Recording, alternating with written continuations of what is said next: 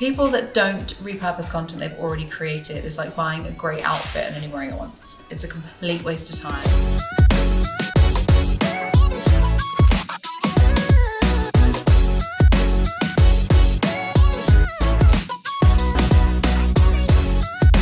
So I think a lot of people, when they're creating content, they're always hyper-focused on creating something that's either never been said before or is really practical and actionable advice. But the thing is, you don't always need to do that. Obviously, have the really practical and actionable advice, but also you want to be able to tell a story. People are interested in hearing more about you and what you get up to. So for example, I do weekly vlogs. When Amelia first suggested doing weekly vlogs to me, I thought, why would anyone care about my life and what I'm up to? Now, the posts that get the most engagement on my LinkedIn or my weekly vlogs, because people care about what you had for breakfast or what donut you ate or what you thought about X, Y, and Z. Because people enjoy that sort of comic relief, satire, normal content.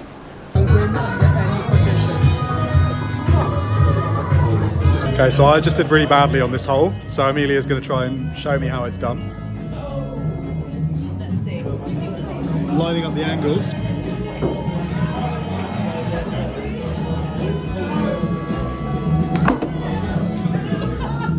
That went about as badly as mine did. I'm not going to stand there anymore. 3.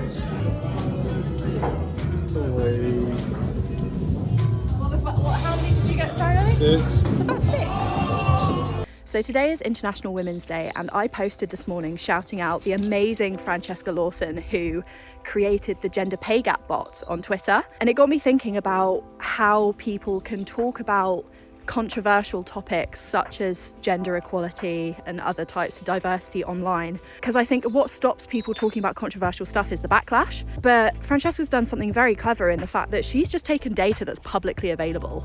Anyone can find what the gender pay gap is for any business if they just search online, and you're allowed to. So I think it's really clever what she's done.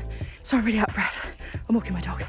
She's sparked all these really heated debates, but she's also got nothing to hide behind. Like, it's hard data that she's presenting. So if you're thinking about starting heated debates online, number 1, make sure that you got your facts right. And number 2, access publicly available data if you're talking about an individual or a business, because they can't come for you then. They've got nothing to hide behind. So yeah, happy International Women's Day. I really need to go to the gym more. This is so embarrassing how out of breath I am. Anyway, bye. I already know I'm not going to like the outcome of this, but Amelia's about to do some maths. My score first. So Ollie's got 37 points. That sounds pretty good. I'd just like to say, obviously, the higher score wins here. So whatever happens, I won. That means the winning score of 27 Was 37? It's Amelia Sordell. Oh, the crowd goes wild. Woo! We have donuts again, crosstown donuts again, for the second time in 3 days. Yeah. And they look phenomenal. Except I butchered it completely. Amelia has somewhat screwed up the strawberry cheesecake one. Look at the blood coming out. But and today, the losers that work from home don't get them. So come to Wednesday Club. And then you get donuts. You get donuts. Get donuts. Yeah. People that don't repurpose content they've already created is like buying a great outfit and only wearing it once. It's a complete waste of time. It's a complete waste of an investment, right? Whether you paid an agency like us to do it, whether you've invested your own energy and time into doing it for yourself. If you're not repurposing the stuff that you've already spent time creating, what was the point? I always say to people, I like to be a lazy marketer. I want to get as much out of my content as humanly possible. And the way in which I do that is typically, and we run the agency like this as well, so this is no secret, we'll create long form pieces of content, whether that's large articles, write books, film podcasts, create YouTube videos for our clients. And then we do what we call atomizing, where we blow up those long form pieces of content into pieces of micro content, which allows us to distribute across multiple platforms. It allows us to get that core messaging across multiple platforms in the context in which those platforms make the most sense, right? And this is actually something that sometimes clients come back to us and say, hang on a minute, we spoke about that thing last month. Like can we say something else?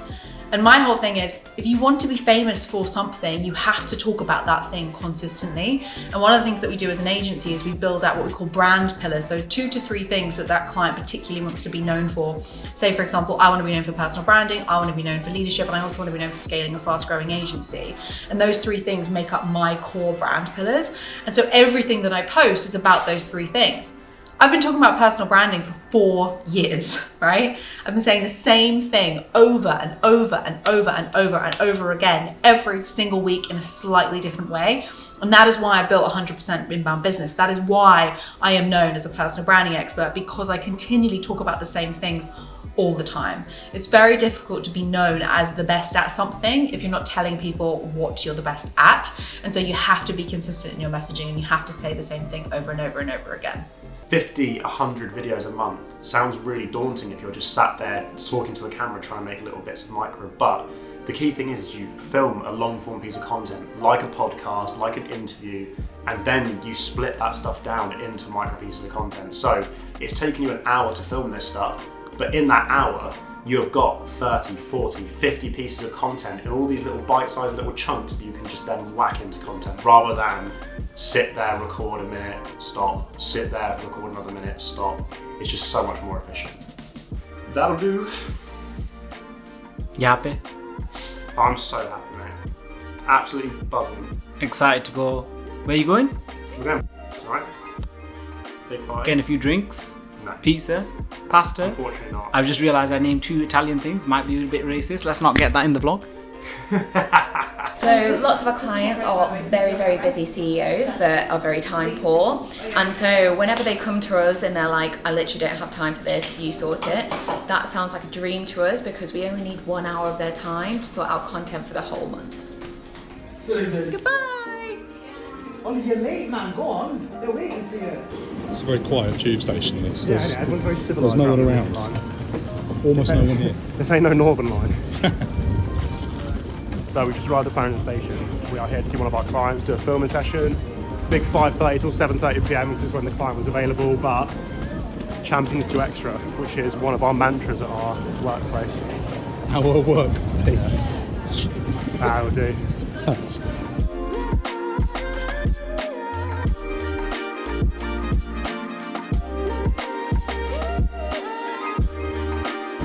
(8:15) Thursday evening. Finished the client filming session now. Not too far away from the office with the camera kit, and it's raining. It's quite cold. It's not glamorous, but it's part of the job, and it's almost over.